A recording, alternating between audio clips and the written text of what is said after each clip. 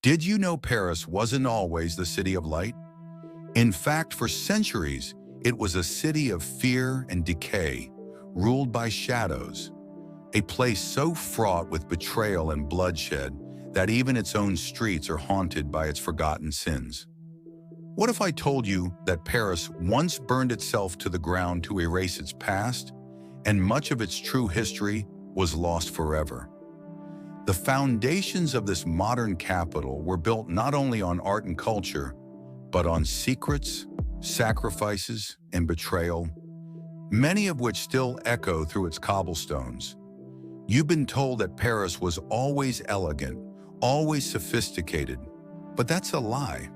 What they don't want you to know is how the city's true foundation was built by rebels, pirates, and even traitors. How long before it became the center of art and revolution, it was a forgotten outpost, traded between empires and crushed by invasions that could have wiped it off the map forever. Today you see monuments, luxury, and lights. But hidden beneath these towering landmarks are the scars of a city born from destruction and forgotten betrayal. Paris wasn't always meant to survive, but it did, and now we're going to show you why. Subscribe now to uncover the true history of Paris, where betrayal, blood, and the unknown are as much a part of the city's legacy as its elegance. Let's dive into the entire history of Paris, a history you've never heard before. Before Paris was the beacon of art and culture, it was a city on the brink of disappearance. Long before the Eiffel Tower glittered over the Seine, Paris was nearly wiped off the map, not by war, but by its own people, desperate to forget their origins. The Parisi, a tribe of warriors, traders, and rebels who settled on an island at the center of the river, a site so strategically placed that they could control the lifeblood of Europe's trade routes. But the true story of how they created Paris is one of betrayal, bloodshed, and unspeakable sacrifice. The Parisi tribe founded Lucca around 250 BC, but their success wasn't just because of their location. It was because they were willing to sacrifice everything, even their own identity. This wasn't the creation of a peaceful settlement, but a high-stakes gamble where survival meant turning their backs on everything they knew. Their wealth came at a cost. They started to pawn their very culture. The Parisi weren't just traders. They were mercenaries of their own destiny, willing to ally with anyone who could bring them power. They weren't simply controlling the trade routes. They were controlling the narrative of their existence. Every ounce of prosperity came with the price of compromising their soul.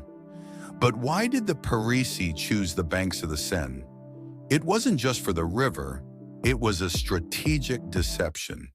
This settlement was built to seduce outsiders, drawing them in with its illusion of defensibility, when in reality, it was a trap waiting to collapse under its own greed. The Romans would soon realize they could manipulate the Parisi, not by military conquest, but through psychological dominance. In 52 BC, the Romans didn't need to conquer the Parisi, they needed to absorb them. Lucca was the perfect prize. Rome's greatest weapon wasn't just its legions, it was its ability to erase identity. The Parisi, once fierce and independent, would soon find themselves bound by the empire's unbreakable chains.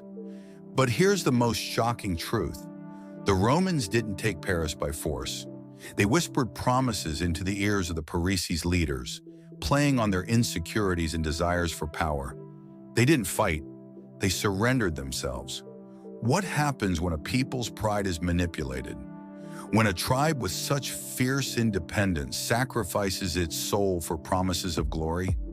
The foundation of Paris wasn't just built with bricks and mortar, it was built on compromise, betrayal, and the price of losing everything in the pursuit of survival. The Parisi minted their own gold coins, symbols of prosperity. But these were no ordinary coins. They weren't just currency, they were tokens of a deal with the devil. As the wealth flowed in from trade, the Parisi's identity flowed out. The coins symbolized power, but they also symbolized the price of betrayal. Lucca, though successful in its prime, became a target. Its wealth made it a prize for Rome, but it was also a warning. When you compromise your core, you lose control of your future. And so, the Parisii faded into history, not as conquerors but as victims of their own ambitions. The Paris we know today stands on the backs of those who surrendered themselves for prosperity and whose legacy was rewritten by those who saw it only as a stepping stone to greater power. But their story, buried beneath centuries of grandeur, remains a warning for those who think they can control their destiny. Because in Paris, control is always just an illusion. Discover the true history of Paris and subscribe to uncover the untold stories of this city, where everything you think you know is about to change. Roman conquest and the founding of Lutetia. In 52 BC, the Romans arrived at the gates of Lutetia not to conquer it, but to erase it, not by force, but by psychological domination. The fate of an entire people hung in the balance, not in the hands of the sword, but in the hands of their very identity. While Julius Caesar's legions marched across the land, another battle was already being fought, one of identity, culture, and survival.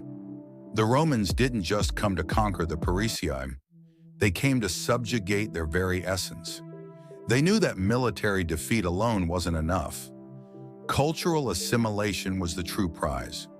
The Romans understood that, to truly control a people, they needed to make them complicit in their own destruction. The Parisii stood at the crossroads of survival and annihilation.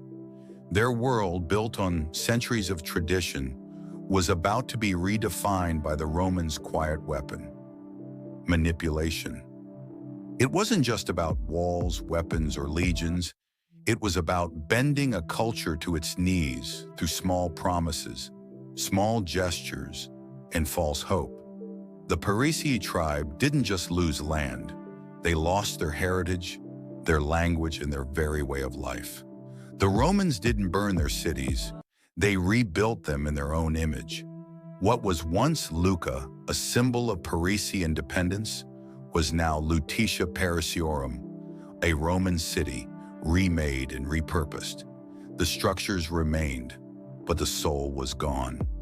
Everything the Parisii knew, every ritual, every sacred space, was either destroyed or appropriated.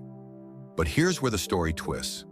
Lutetia wasn't just a symbol of Roman victory, it was a trap. And the true betrayal was this: the Romans didn't force the Parisii into submission, they made them voluntarily adopt their new identity. The Parisii didn't know it, but their willingness to accept the Roman way of life was the first step in their own disappearance. The Roman influence wasn't just on the surface, it was embedded deep within the new urban landscape.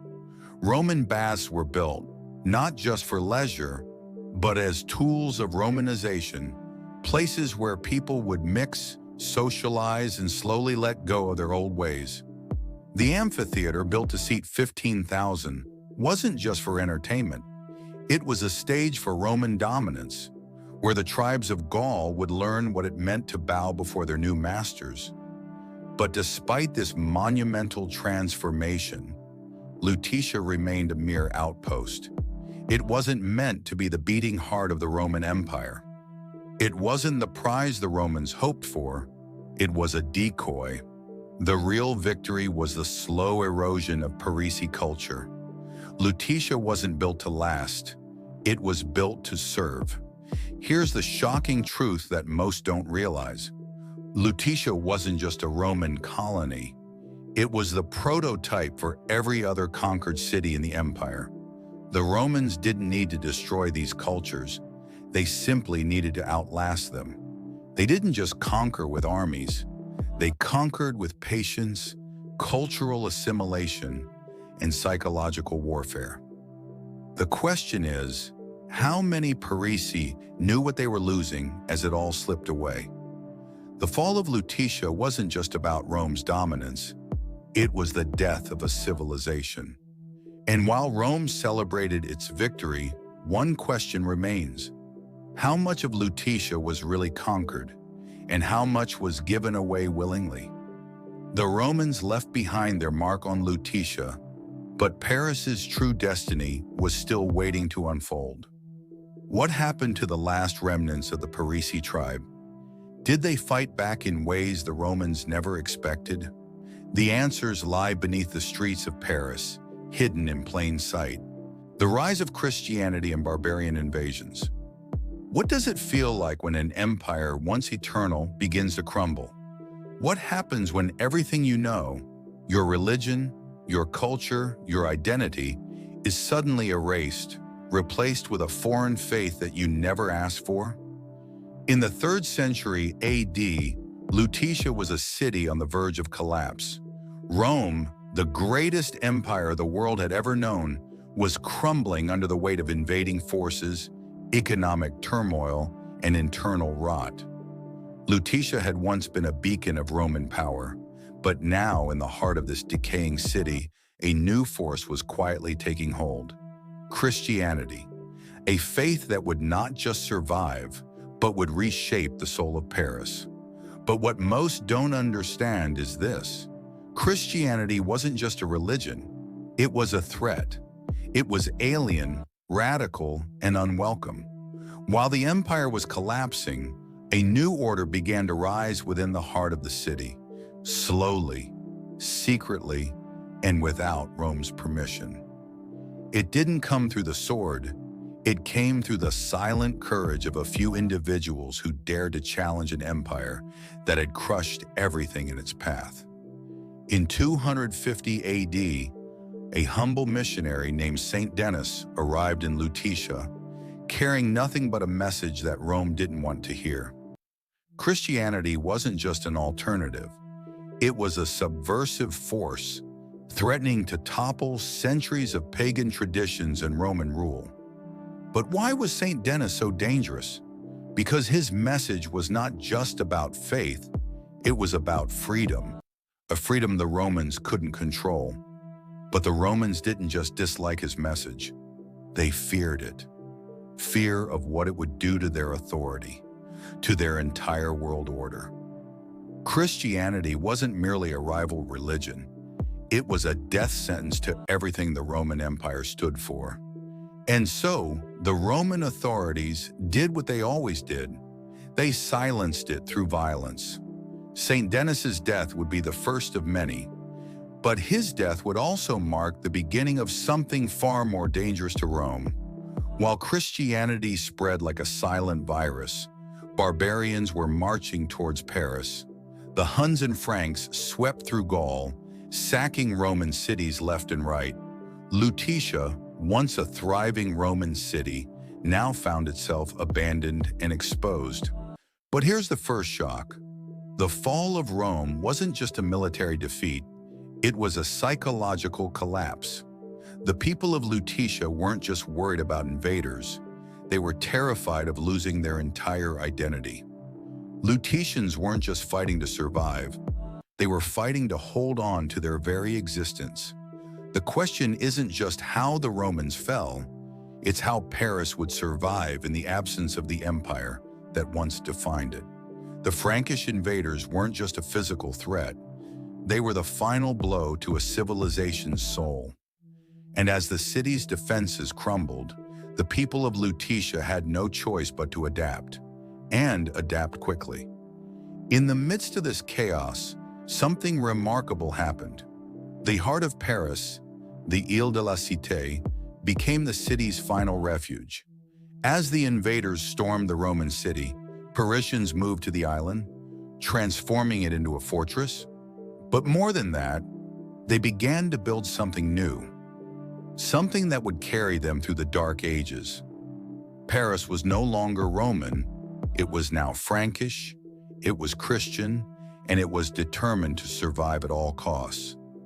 But in the quiet, desperate rebuilding of Paris, one question remains. How long could Paris hold on to its faith and identity before it too became a shadow of the past?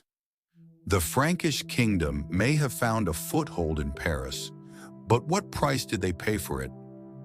Was this truly a new beginning, or was it simply the last gasp of a dying world?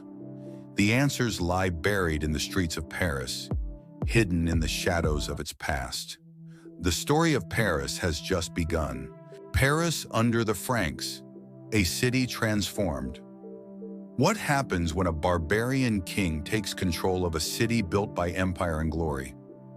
Paris, once the heart of Roman civilization, was about to be reborn, but not in the way anyone expected. In 508 AD, Clovis I did not just conquer Paris, he changed its very soul. The price? Cultural collapse, spiritual war, and the very identity of its people being buried beneath the rubble of his ambitions. Clovis wasn't just fighting for land. He was fighting for something deeper, control over what it meant to be Parisian, to be French. And that fight would not end in peace.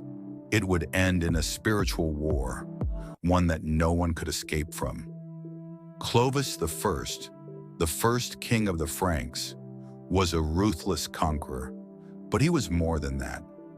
He was a cunning strategist who saw Christianity as his key to power. At the time, the Frankish kingdom was divided by infighting, but Clovis's conversion to Christianity in 496 AD would unite his people under one banner. But here's the truth few tell. Clovis's conversion wasn't just a religious decision. It was a calculated political move. He didn't convert out of belief. He converted because it offered him access to the most powerful institution in the world, the Christian Church. Christianity was Rome's legacy, and by adopting it, Clovis sealed his claim to the throne. But in doing so, he didn't just abandon the gods of his ancestors, he sold his soul. The people of Paris didn't know it yet, but their identity, their way of life, was about to be erased. Christianity wasn't just a new religion, it was a new power structure that demanded absolute loyalty, and those who didn't comply would be silenced. Christianity didn't just spread in Paris, it took root like a weed, slowly suffocating everything else. It wasn't peaceful conversion, it was the violent overthrow of an entire spiritual world. Pagan traditions were criminalized and replaced by a faith that demanded total submission. Clovis's decision to adopt Christianity wasn't just political, it was an assault on the very identity of Paris. In the face of this onslaught, the old ways didn't just die, they were erased. Paris's pagan identity was swallowed whole by the Christian vision Clovis imposed. And as the crosses were raised over the ruins of Roman monuments, what was left of Paris's spirit? What was left of the ancient Parisi who fought so hard for survival? By the 8th century, the Carolingians had risen to power, and Paris, once the center of the Frankish kingdom, was no longer the heart of it all. As Charlemagne's empire began to expand, Paris lost its political relevance. The capital of the empire wasn't Paris, it was Aachen, far from the city that had once stood as the symbol of Frankish strength. But it wasn't just geopolitical decline that caused Paris to fade. It was internal strife. The Frankish kingdom was splintering, and with each power struggle, Paris lost more ground. The fortifications built to protect the city began to feel more like traps, a last-ditch effort to preserve a kingdom that had already passed its prime. Paris, once the city of emperors, was now a mere footnote. But what did this mean for the people of Paris? How long could they hold on to a legacy that was slowly slipping away? Clovis built a kingdom on faith, but his legacy has a price. Paris, its heart, its spirit, its identity, was reshaped into something else. But what remains beneath the layers of Christianity, Frankish rule, and external power struggles? How much of Paris's ancient soul still lingers in the shadows, waiting to be reclaimed? The true cost of survival is always hidden beneath the surface, waiting to reveal itself when you least expect it. Paris through the Middle Ages: conflict, growth, and transformation. In the year 885, Paris faced an enemy like no other. But this wasn't just another invasion. It was a reckoning. The Vikings, known for their terror across Europe, came to Paris not just to loot, but to tear at the heart of a civilization that had lasted for centuries. Why did Paris survive, and at what cost? The true answer is more chilling than you've ever been told. Charles the Bald, the king of the Franks, faced a choice that would shape the future of Paris forever: submit or fight back. But fighting back meant more than just defeating the Vikings. It meant breaking the soul of Paris, the very identity that had survived centuries of Roman rule. The Vikings weren't just attacking buildings. They were attacking what Paris had become. The Vikings weren't just raiders. They were harbingers of doom. Their relentless invasions were a warning to Europe. Civilization wasn't as strong as it seemed. Paris, standing at the crossroads of the old Roman Empire and the Frankish kingdom, was caught in the storm. Charles had paid the Vikings ransom before, but this time their demand was too high and Paris couldn't afford to submit again. This time they would defend or die. But what was the true cost of survival for a city that had known nothing but Roman power? What would Paris lose in the process? Paris wasn't just fighting for survival. It was fighting for its soul, for a city that had known glory, that had built its identity on the remnants of the Roman Empire. But the real question was, could Paris even be saved? In the midst of chaos, the Frankish kingdom was also in turmoil. Clovis I, the first Frankish king, knew the old world was collapsing, but he also knew that survival didn't just require a king's sword, it required faith. And so he converted to Christianity. But this wasn't just about religion. This was Clovis's move to conquer the very soul of Paris. Clovis's conversion wasn't a spiritual awakening. It was a calculated decision. Christianity was the legacy of Rome, and by converting, Clovis aligned himself with the most powerful institution in the world. But what he couldn't foresee was the silent war that would erupt inside the city. Pagan Paris and Christian Paris would never be the same again. The city, already broken by Viking raids, now faced an even more insidious threat: the loss of its identity. Christianity wasn't just a religion, it was a new order, a cultural shift that would erase the old Paris forever. And as Clovis embraced this new faith, the heart of Paris would be changed, not just by religion, but by politics, power, and manipulation. As Paris's political foundations shifted, the city's spiritual foundation began to take shape in stone. Notre Dame Cathedral, the most ambitious religious project in Europe, was not just a place of worship, it was a symbol of Paris's rebirth. But in its towering presence, what was Paris losing in its quest for glory? Each stone in Notre Dame wasn't just part of a building, it was part of a battle. The city was fighting for its place in the world. But what did it lose in its pursuit of grandeur? What did it take from Paris's soul to build these walls? The cost of progress was high. The world of Rome, of the Parisi, was slipping away beneath the weight of a new Christian kingdom. And as the city's skyline grew taller, the past was buried deeper. Paris was now a city of faith, of culture, and of intellectual power. But the city's future would be built on the unanswered questions of its past. Was this transformation truly the salvation Paris needed? Or had the city lost its soul in the process? At the dawn of the 12th century, Paris was reborn, not by the will of its people, but by the greed of its merchants.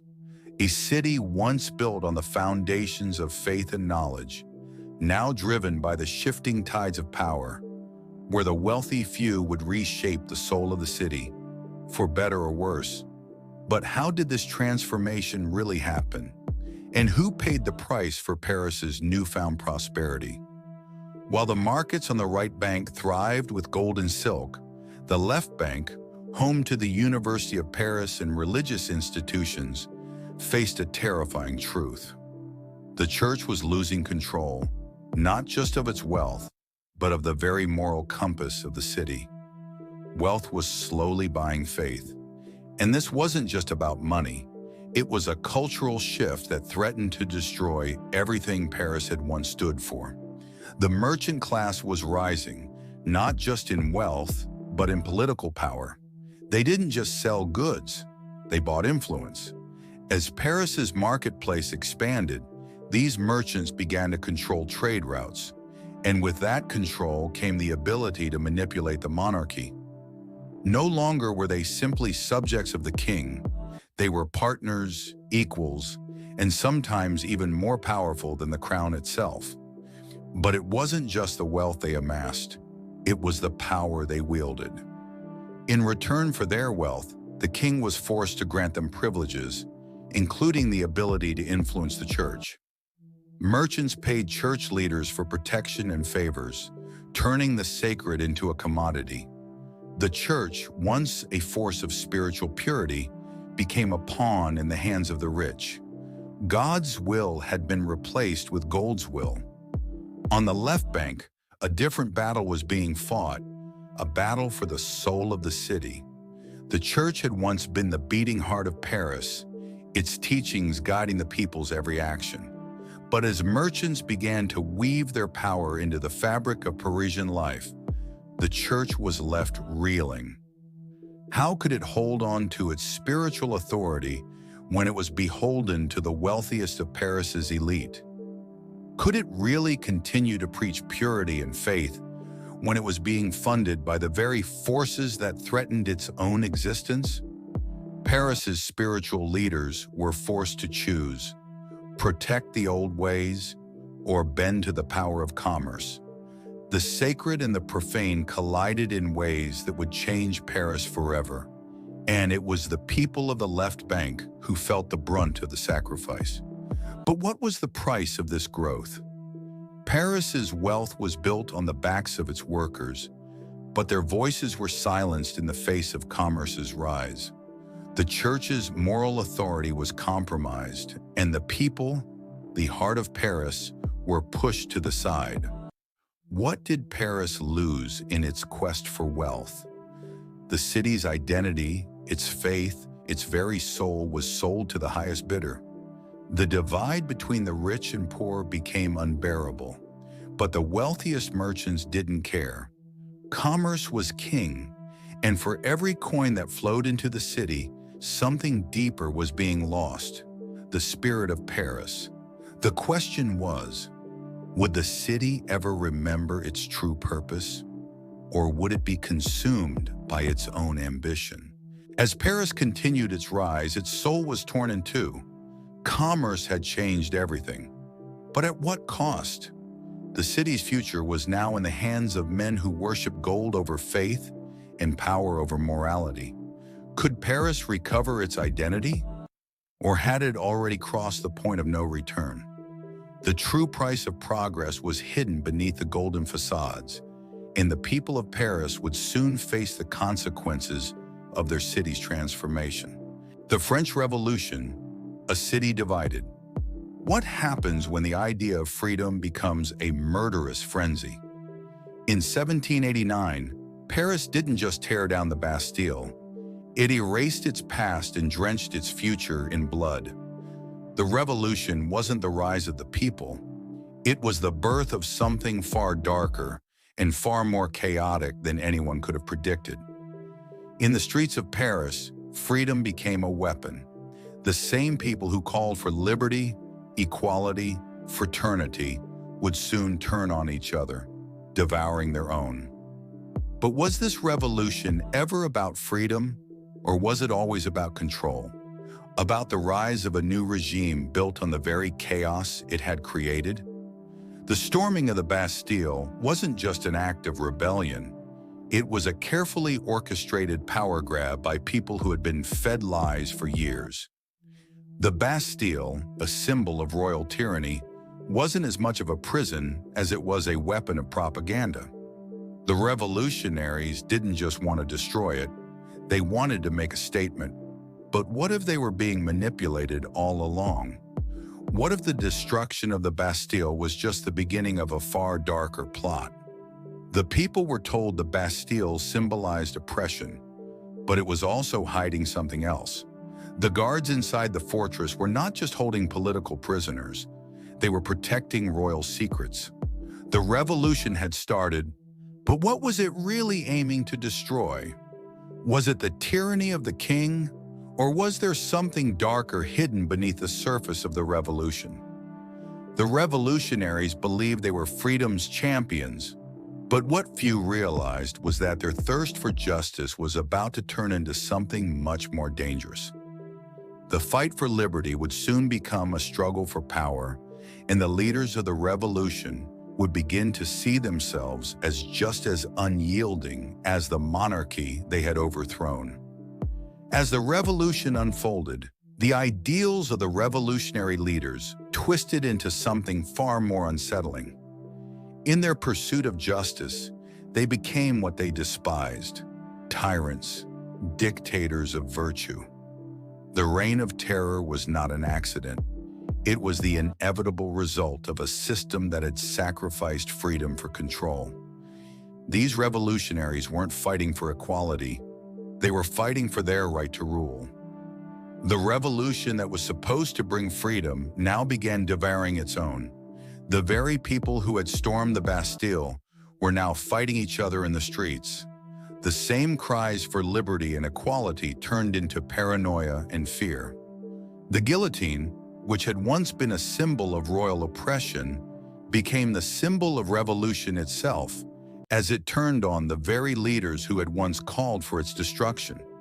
The reign of terror wasn't just about eliminating the monarchy, it was about purging the revolutionaries themselves.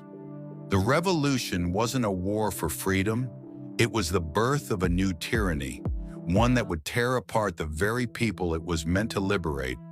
The true question is, who would survive this revolution, and at what cost? The storming of the Bastille was the beginning, but what came next was far more terrifying. The revolutionaries didn't just overthrow the monarchy, they destroyed themselves. The question now is, was the revolution really about liberty?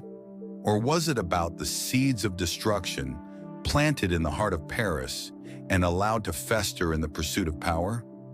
The French Revolution, hailed as a movement for liberty, equality, and fraternity, spiraled into a vicious paradox, a fight for freedom that demanded a terrible cost.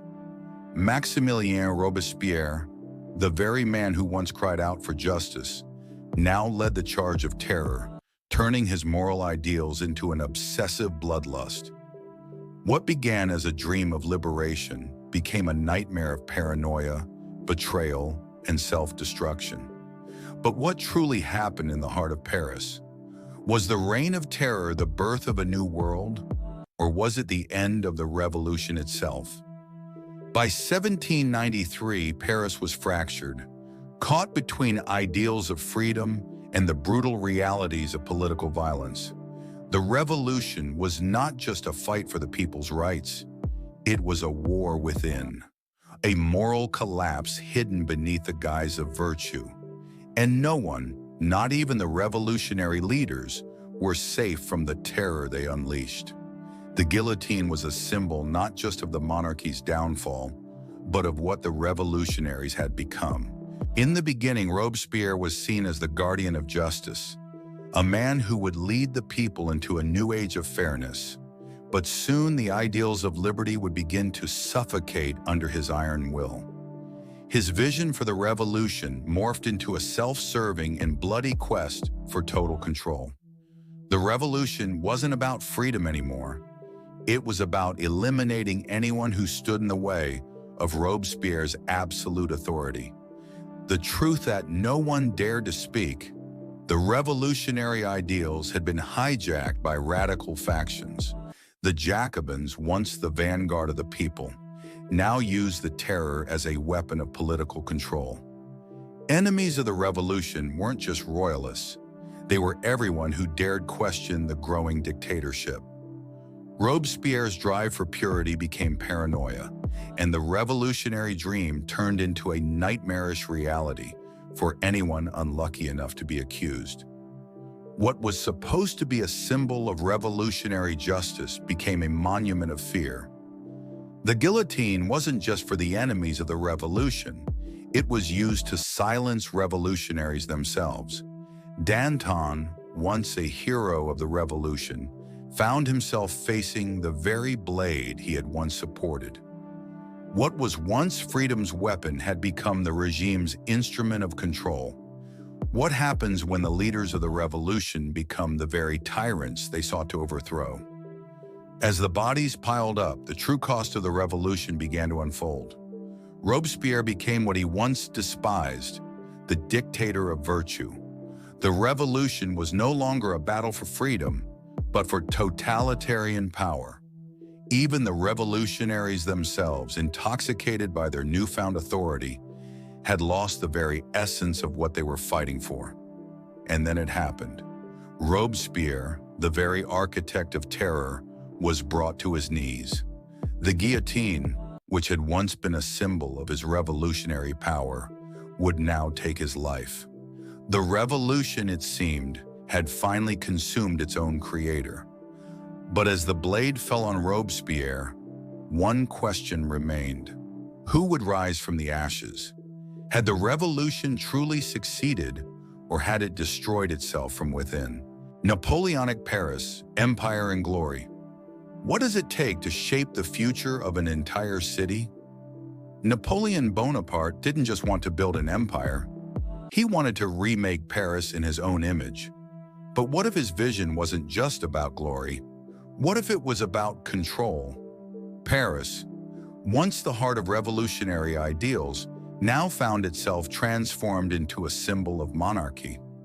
As Napoleon built his empire, the true cost of his vision would soon begin to reveal itself. And it wasn't just about the grand monuments. It was about the soul of Paris itself. Napoleon's grand architectural vision for Paris wasn't just about creating monuments for glory. It was about creating a city that reflected his absolute power. But what happens when you reshape a city with a vision that has no room for the past, no room for its people's voice? Could this transformation unite Paris, or would it tear it apart? Napoleon's vision for Paris was nothing short of grandiose. Monuments, imposing boulevards and palatial structures, Paris was to be the beating heart of his imperial legacy. But beneath the facade of glory, there was something darker at play.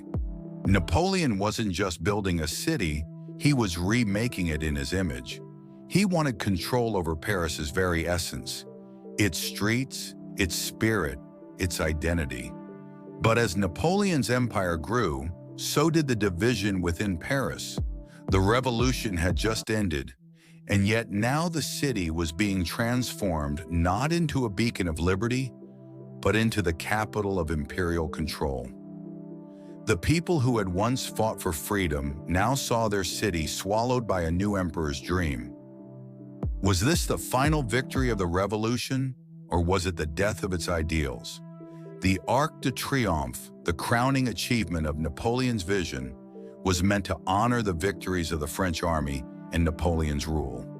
But for the people of Paris, the Arc became a symbol of Napoleon's ego. Every stone, every inch of that arch was a testament to his unrelenting will.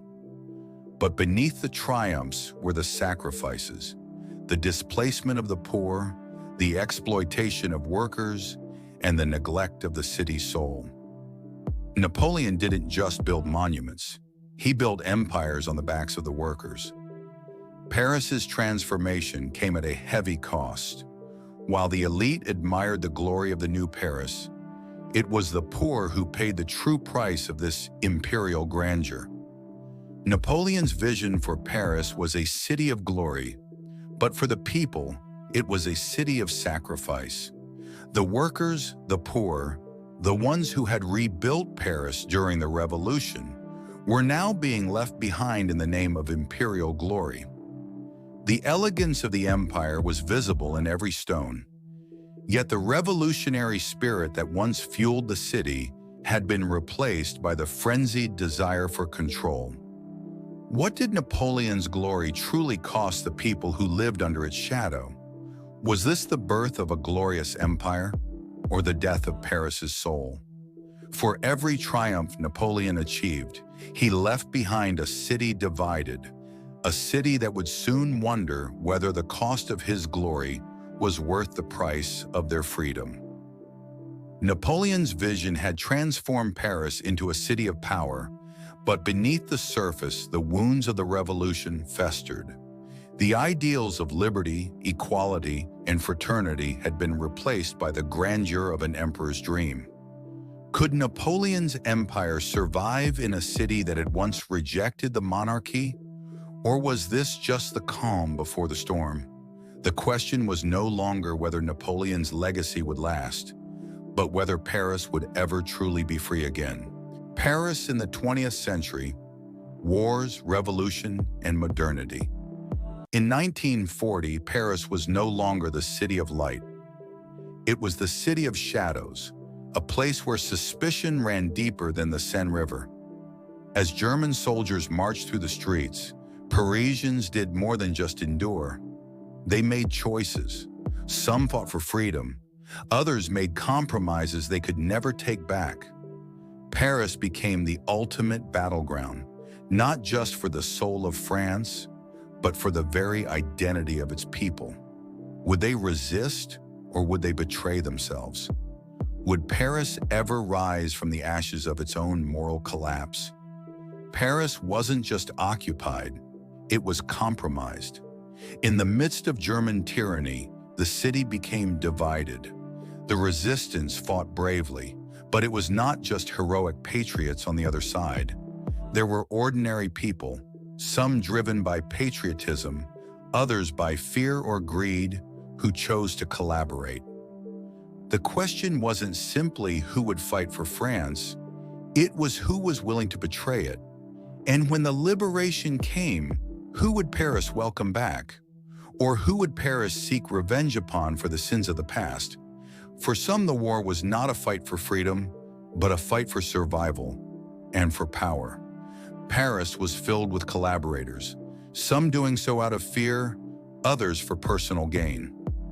The myth of the noble resistance quickly gave way to the reality of betrayal. Paris became a web of secrecy where your neighbor might be working with the Nazis, while your friend might be plotting an execution. But the question remains, were all collaborators equally guilty, or were some simply swept along by the tides of war? And did they ever truly regret their actions?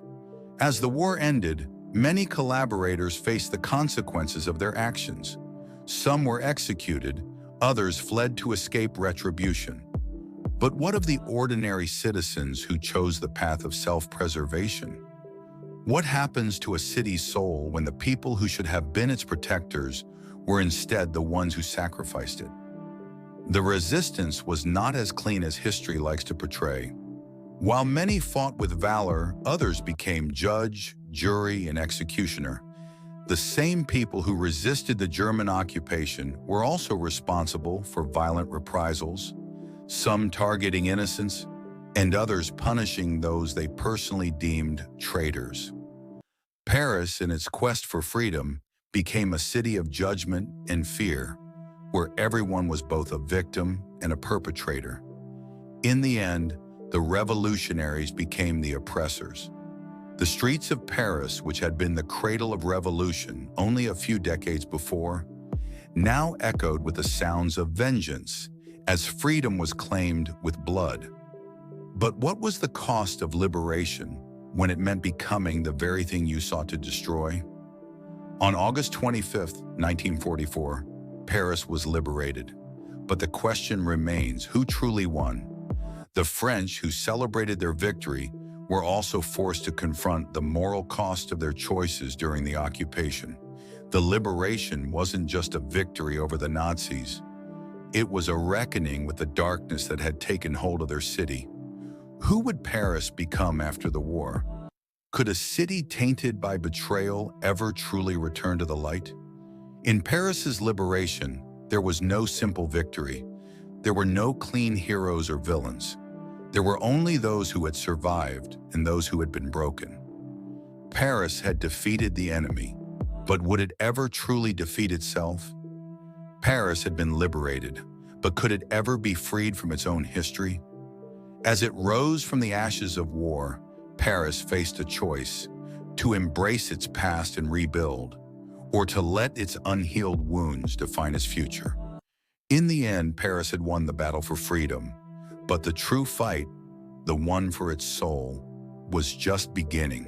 In 1945, Paris had survived the worst, but the war had not just taken its toll on the landscape, it had taken its toll on the soul of a city. When the French resistance and Allied forces freed Paris, they didn't just liberate a city, they unleashed a floodgate of ideologies that would challenge everything France thought it knew about itself. Artists, writers, and intellectuals flooded into the city, hoping to rebuild. But not everything was reborn. For many, Paris wasn't a place to find redemption. It was a place to escape from the darkness they had carried home with them. And the question remained, was Paris truly healing, or was it simply creating a new kind of moral exile? Ernest Hemingway, the icon of masculinity and disillusionment, had survived the war, but the war had broken him. His return to Paris wasn't a triumph of art. It was an attempt to escape the ghosts that haunted him. Paris became a refuge for those who needed to purge their past. But did Hemingway find salvation here? Or did Paris simply give him a new place to drown his demons? For Picasso, Paris was a place to rebuild his identity after the war. But what happens when your art has to carry the weight of a continent's moral collapse? Picasso's paintings were no longer the vibrant expressions of revolution. They became distorted, fractured, haunted by the horrors of war. Did he find meaning in his post-war art? Or was he simply exercising a history that would never let him go? For Sartre, existentialism was a weapon, a philosophy of freedom in a world that had been shattered by war. But what do you do when freedom becomes a curse? Sartre's belief in radical freedom was a response to the disillusionment of war. But did his ideas heal France? Or did they expose a deeper moral emptiness that Paris wasn't ready to face? Sartre believed that we are condemned to create our own meaning. But what if that meaning was nothing more than a reaction to despair? Could Sartre's quest for freedom ultimately be a search for escape from a world too broken to fix? And what happens when a generation places the weight of its survival on ideas rather than action? As the intellectuals and artists of Paris transformed the city into the heart of global thought, the underbelly of their brilliance remained hidden. For every celebrated philosophy, there was a moral void. Hemingway, Picasso, Sartre. Their ideas were revolutionary, but they weren't born out of love for humanity. They were born from self-doubt, disillusionment, and the guilt of survival. Paris, in its quest for cultural rebirth, ignored the ghosts that haunted its intellectuals. Could Paris's cultural renaissance ever truly liberate itself from the trauma of the war? Or was it simply a new form of self-delusion, one where the brightest minds sought freedom, but in doing so, imprisoned themselves? Was Paris's future destined to be one of ideological extremes and empty intellectualism? Paris had reborn itself, but as the city surged into the future, it had to reckon with its past. The revolution in art and thought, while groundbreaking, came with a price. a price paid by the soul of Paris. In the end, would Paris's new world be defined by its greatest artists, or by the ghosts of the past it could never truly escape? The Paris of today, eternal yet ever-changing. Paris, the city of love, art, and revolution. But today, the reality is darker than the city's glamorous facade. Beneath the elegance and the vibrant fashion shows, a transformation is taking place, one that threatens to erase the soul of this historic city. The Paris of today may be the heart of the world, but it's also a city under siege, not by invading armies, but by corporate interests, tourism, and the relentless march of globalization. Paris has always been the city of creation, its streets a canvas for artists, its cafes a stage for the intellectuals. But in the 21st century, Paris has become a commodity, a theme park for tourists and a playground for the world's richest elites. The soul of Paris is being sold piece by piece, replaced by luxury shops, high-end fashion districts, and the relentless demand for profit. But what happens when locals are priced out of their own history? When the streets of Paris no longer belong to the Parisians, but to the highest bidder? Paris's heart has always been in its neighborhoods, in the people who lived and breathed its streets. But today, gentrification is pushing out the very soul of Paris. Local businesses are being replaced by luxury malls, and the everyday Parisian is being priced out of their homes. Is the city's luxury growth really a sign of progress, or has it come at the cost of its identity? Paris is still the fashion capital of the world, but is it still the home of artistry, or has it become a global brand? The runways are filled with the world's richest and most powerful, while true creative expression is becoming more and more commodified. The fashion industry, once a symbol of Parisian rebellion and beauty, has now become the playground of billionaires. The question is, has Paris lost its revolutionary spirit, replaced by a corporate machine driving luxury and profits? In the race to dominate the world of luxury, has Paris become a hostage to the very thing that once made it great? When art is no longer about expression, but about profit, is Paris still the capital of fashion, or is it simply a museum for the elite? Paris is now also home to the largest tech hub in Europe, Station F. Here, ideas for the future are being born and innovation thrives. But with the rise of the digital age, what's being left behind? Paris is no longer just a city of fashion and art. It's becoming the center of the tech revolution. And while technology promises progress, it also brings the price of displacement. Is Paris truly a city for all, or is it becoming the playground of the global elite and tech giants? Can the Paris of the future, the tech-driven capital of innovation, find space for those who are left behind by the machine? Will the tech revolution empower everyone, or will it divide Paris in ways never before seen? Paris stands at the crossroads between its past and future, a city that once breathed creativity, but is now caught between the forces of commerce, tourism, and globalization.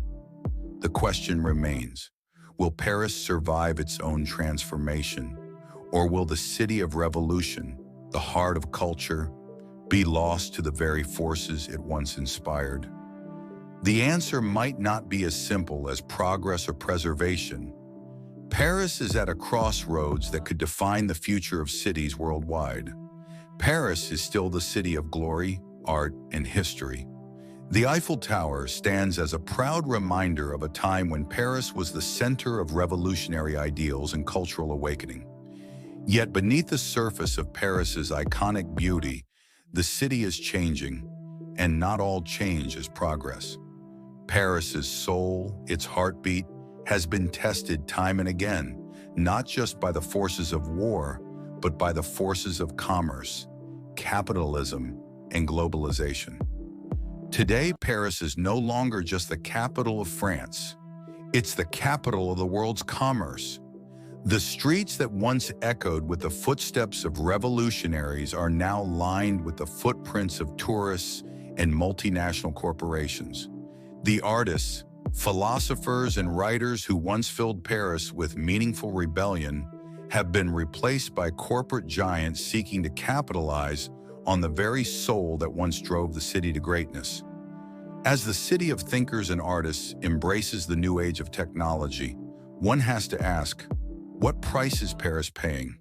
Will it become just another city in the world's network of capitalist markets? Or will it remain the beating heart of cultural and intellectual resistance? Can Paris retain its identity as a city that once redefined art and philosophy?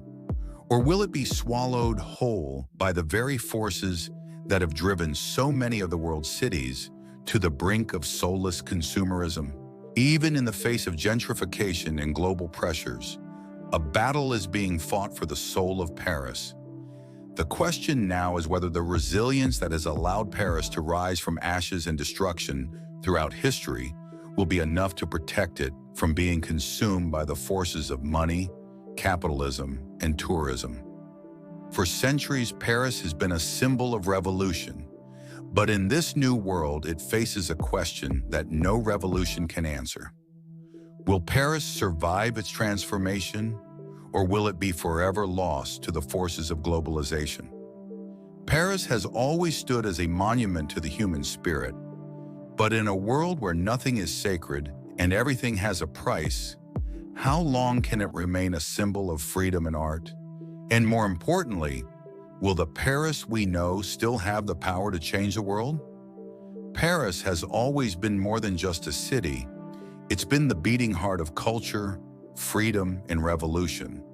But now, as it faces a future shaped by globalization and corporate interests, we must ask ourselves, can it keep its soul intact? Or will it be forever lost to the relentless forces of modernity? This is our Paris. But how much longer will it remain the city we know and love? The soul of Paris is at stake, and it's up to all of us to decide. Will we protect its heart, or will we watch as it slips away? The choice isn't just Paris's, it's ours. If you want to see how the future of Paris unfolds, to understand its transformation, and to be part of the movement that decides its fate, don't let the story end here. Subscribe, leave your thoughts in the comments, and share this journey. Paris is calling. You have a part to play.